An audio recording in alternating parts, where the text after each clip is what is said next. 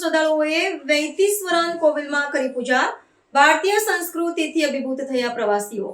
બલ્ગેરિયાના 100 થી વધુ શ્રદ્ધાળુઓએ તમિલનાડુના મયિલાદુથુરાઈ સ્થિત પવિત્ર વૈતીશ્વરન કોવિલ મંદિરની મુલાકાત લઈને આધ્યાત્મિક ધન્યતા અનુભવી છે.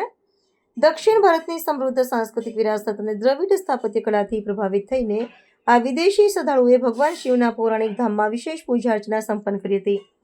તમિલનાડુના મયિલાદુથુરાઈ જિલ્લામાં સ્થિત ઐતિહાસિક વૈતીશ્વરન કોવિલ ખાતે બલ્ગેરિયાથી આવેલા 100 થી વધુ ભક્તોના સમૂહ દર્શન અને પૂજાનો લાભ લીધો હતો. આ શ્રદ્ધાળુઓએ ભગવાન વૈતીશ્વરન અને માતા તૈલ નાયકી સમક્ષ શીશ નમાવીને હિન્દુ પરંપરા મુજબ ધાર્મિક વિધિઓમાં સહભાગી થયા હતા.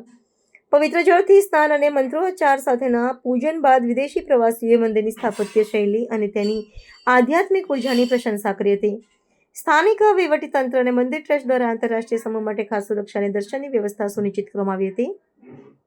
આ ઘટનાનું વિશ્લેષણ કરતા સ્પષ્ટ થાય છે કે ભારતીય સનાતન સંસ્કૃતિ અને આધ્યાત્મિકતા પ્રત્યે પશ્ચિમી દેશોમાં આકર્ષણ સતત વધી રહ્યું છે.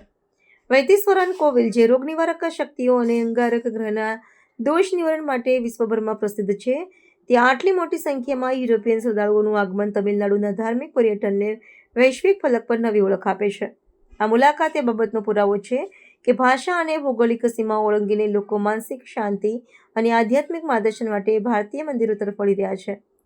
આ પ્રકારના સાંસ્કૃતિક આદાન પ્રદાનથી પ્રાદેશિક અર્થતંત્રને પણ વેગ મળે છે.